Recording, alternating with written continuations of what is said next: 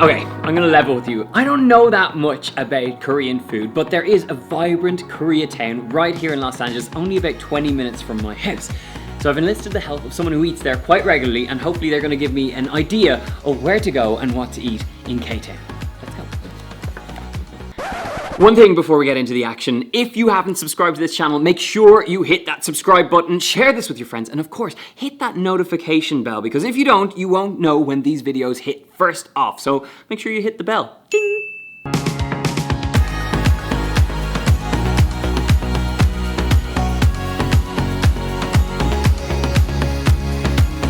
Okay, so the first place we have come to is Hungary, which is apparently famous for its noodles, and I have a special guest. Come on in. This is Zung, and Zung, you are a big fan of Korean food. I love Korean food. She has told me that this is the place to go, so we're gonna head in and get some noodles, right? Absolutely. Let's go.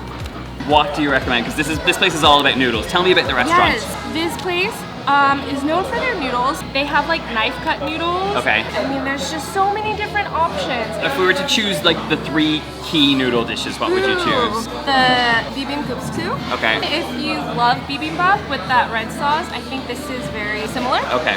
You could definitely try the cold noodle dish. cold noodle with the ice in it. We could definitely do with some cooling down. Yeah, sujubi. Sujubi. Yeah, and Okay. it's like hand-torn noodles, and there's like pumpkin. It's very savory, very hearty. I'm going with your recommendations. Okay. Because I have literally no idea where to start. It'll taste good. It'll taste good. While we're waiting for the order, I feel like I should tell you about Zung's channel. I am obsessed with it. She has the most amazing food and kind of lifestyle YouTube channel, and we both have young kids, so I think that's why I'm drawn to your channel as much as I am. And they make the most beautiful videos, so go check her out, go subscribe. It is absolutely gorgeous. We're gonna be doing a recipe video on Zung's channel, so make sure you go over and check it out. We will leave, I don't know, a link there, here. So it'll be there. Go check it out. We're cooking some food. Yum. Okay. Wow. How are we gonna get through all of this? Wow. Thank you very, very much.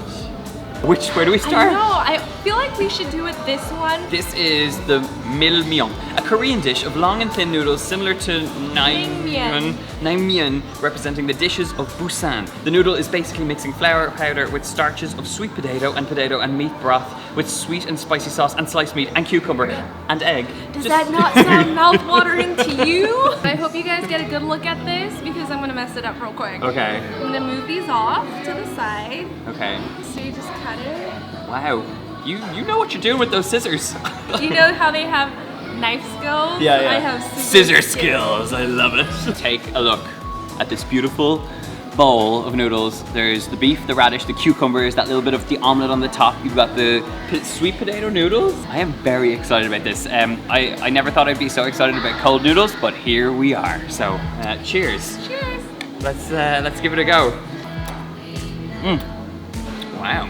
Slightly sweet and the noodles are incredibly silky. It's totally unexpected. You kind of think you're just gonna have leftover noodles, but it actually is its own thing. It's really delicate and sophisticated, but it's all about that broth. It's really refreshing and just cooling. There's no like overpowering spice like what that you would get with kind of other spicy like gochujang laden noodles. I am glad you've come and opened my eyes to the world of cold noodles. Do you want to try for a hot dish? Okay, well I try and do this one. You see the hand-torn noodles? Oh yeah. It's very like rough around the edges.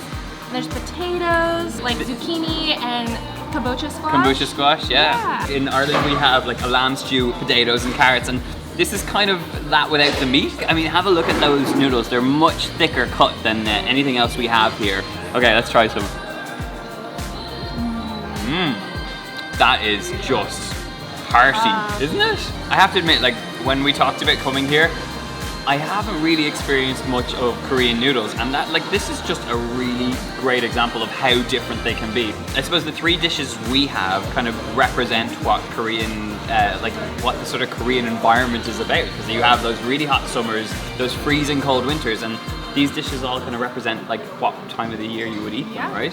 Okay, should we try this last one? Yes. Okay. Hey, why don't you cut the noodles? Do I get to use the scissors? I'm clambering to do this. I'm so excited. This is the scariest pair of scissors. So literally, I just sliced them in half? Yep. Okay, wow.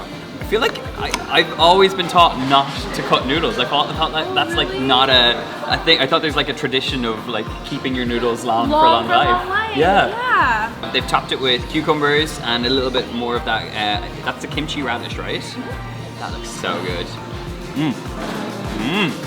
There's something about that, the gochujang that's used in Korean food. That it's not like a sucker punch of spice. It's more a sort of like slow, sweet build of spice. Right. It just kind of like tingles and then it continues to tingle. And right now, the back of my throat is on fire. I feel like we've got a really great taste of what Korean noodles are about. Cold noodles, hot noodles, like proper comfort food as well. Yeah. You're gonna leave me now and you're going to set me free in Koreatown, but is there anywhere else you would recommend in terms, or even types of food you think I should try? You can get Korean fried chicken, that's always popular, it's always a fun snack. I'm always on board with Korean fried chicken. Okay, so you don't have the meat here too much, so not too much that meat? would be a great start. Okay, this has been amazing. Thank you so much for doing this. Of course. I'm gonna go over to Zung's channel and we're gonna cook some bibimbap. Bibimbap. We're very excited. So excited. We'll leave a link and you can check it out. But until then, I guess I'll see you when we go and record that. Yes. Lovely to meet you finally. Thank you so much for doing this. This is awesome. Look, I don't know that much about Koreatown, and I feel I've got some good tips from Zung. I absolutely love Korean fried chicken, so I feel like that's a good little snack food after all those noodles. I'm feeling very full, but I always have space for Korean fried chicken. So let's go.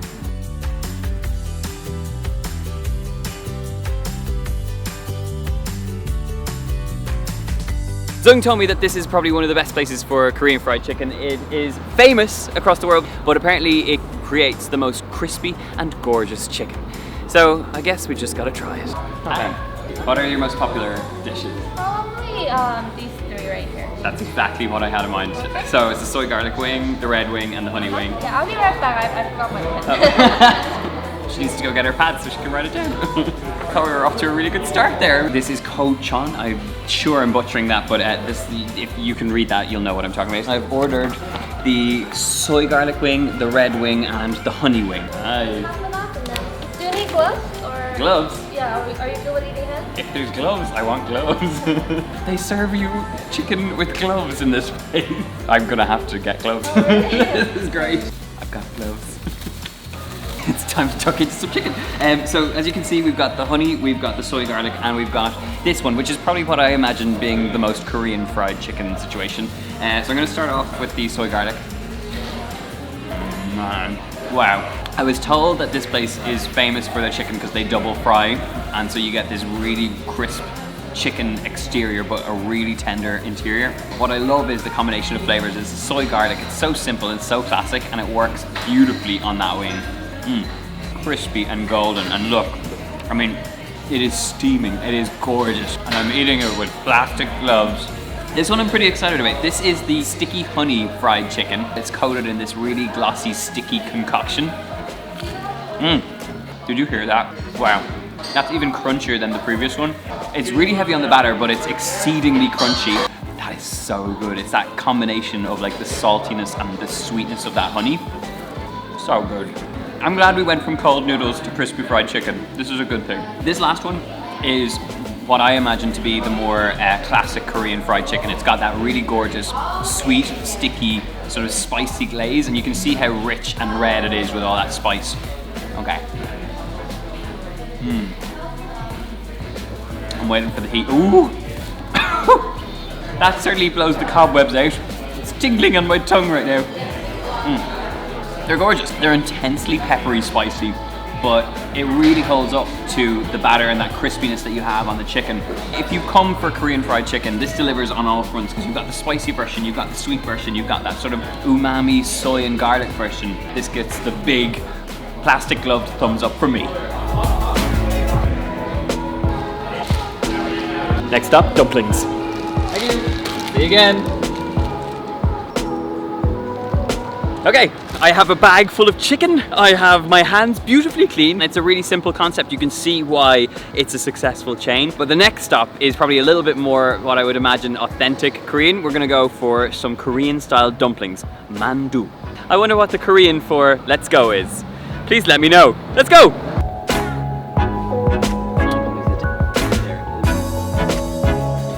Okay, so this is the last place. This is Mayun Dumplings. This apparently specializes in mandu dumplings, which are the classic Korean style dumpling. So this place comes highly recommended. Anthony Bourdain is one seated here. Also, Zung told me that this is a good spot to start off for some beautiful Korean dumplings. The interesting thing about these Korean dumplings are they're very different to the ones that I would have had in Hong Kong. They're a lot bigger. There's a lot more going on in them, but they have a really good selection on this menu. You can see there's a king steamed dumpling with pork and kimchi. I suppose that's probably the biggest change in dumplings, is that they use kimchi in the mix, so you get that sort of fermented sour flavor. They also have pork and shrimp, they have pork and vegetables, and then they got the boiled dumplings with pork veg or pork kimchi. So there's quite a lot to choose from here. I think I'm going to ask for a little bit of help as to what the most popular ones are. I think I need your help. What are your most popular dumplings? Pork and vegetables, the shumai. Let's do the Korean style dumplings then. Let's go pork and kimchi. Okay. Good choices. When I was in Seoul in South Korea, I got to try these mandu in this amazing mandu dumpling stall. They're like very strange looking, but very much a Korean dumpling, so that's what we're here for. She's just brought down a whole host of these little kind of additions, which is like very typical in Korean food. What smells like sort of pickled radish. We got the kimchi and then some sort of like chili soy sauce. It kind of looks like a gochujang infused sauce. I think I'm gonna have to ask her what that exactly is. One thing I noticed when I went to Korea was that they don't have wooden chopsticks, they have metal chopsticks, which look awesome. And I actually got a really cool set that I took home. But it definitely, you know you're eating in Korea when you have metal chopsticks. Okay, I'm gonna try a little bit of kimchi. I remember trying kimchi for the first time and thinking it was the weirdest flavor. I mean, it's fermented food, so it's really good for your gut. And they use it to make a really great kimchi fried rice, hit with these like spicy, crunchy little elements from kimchi throughout. It's so good. And now it's time for a little bit of radish. Lovely sweetness to it. This is in a kind of a sweet, sort of salty pickling liquid. And so good. Having the addition of this, it just adds to your experience. Wow. Look at the size of it. Okay, have a look. I did warn you that Korean style dumplings are absolutely massive. Like, they look incredible. So those are the king steamed dumplings with pork and vegetables. And then I have this amazing platter. Look at the size of this steamer. This is the Korean style mandu dumpling, and this has a little bit of pork and some kimchi in it. I don't think I've ever seen a dumpling, like an Asian style dumpling, look like this. The other thing is, like, normally with like a Hong Kong style dumpling, they're like these tiny little dainty things. In Korea, they mean business, and you can see that looks just incredible. Can you tell I'm excited? I think when I see big food, I get excited. So let's try this. Oh man. You have this like huge dumpling, but actually when you bite into that delicate skin, you have really sort of sophisticated flavors, like not overpoweringly spicy, but you're really tasting the meat, you're really tasting the vegetables, and you're really tasting the kimchi as well. It's an altogether different dumpling experience. So good. This is a proper big feast in one dumpling. It's so good. I think I'm gonna pick this one up with my hand because look at that. I mean, that is just massive. It's basically a kind of a bread dough that's been steamed, and this is probably not what I would normally think of as a Korean dumpling. This is more of like a bao style bun. Look at that filling. I mean, it's really light, pillowy dough, and then you've got that beautiful pork and veggie filling. And actually, I think I can see little sweet potato dumplings, those ones we had earlier. It's all about the vegetables, it's all about the meatiness of that pork. I feel like I may have over-ordered, but I'm gonna bring this home to Sophie, and I'm pretty sure she'll be very happy with that. So good. You can see that like the mandu are probably the more classic one, but these beautiful buns are well worth trying as well. This has been a great Korean dumpling experience, and I think you should definitely come and try that. Overall, I feel like we ate some really great Korean dishes. I've only tipped the iceberg. There's a whole host of different barbecue restaurants and different styles of barbecue that you can try. We've had a little bit of dumpling, we've had a little bit of fried chicken, and we had that beautiful experience with Sung in that noodle shop. You can just see how multifaceted Korean cuisine is. Right, I have some dumplings to eat, but I'm gonna leave it here. If you enjoyed this video, make sure you leave a comment in the box below, letting me know if I've tried some of the best Korean food, or if there's particular Korean dishes you think I need to try. I kind of think we need to do another one of these videos, like a part 2 Korean food. Of course, make sure to hit that subscribe button to get lots more delicious food tours just like this, and some recipes too. I feel like I'm very satisfied. I've got a really great taste of Korean food, so I'm signing off. Goodbye.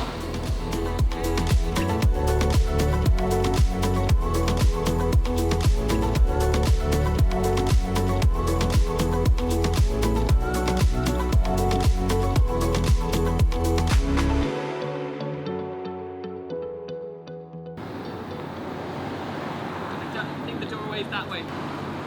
Yep, doorway's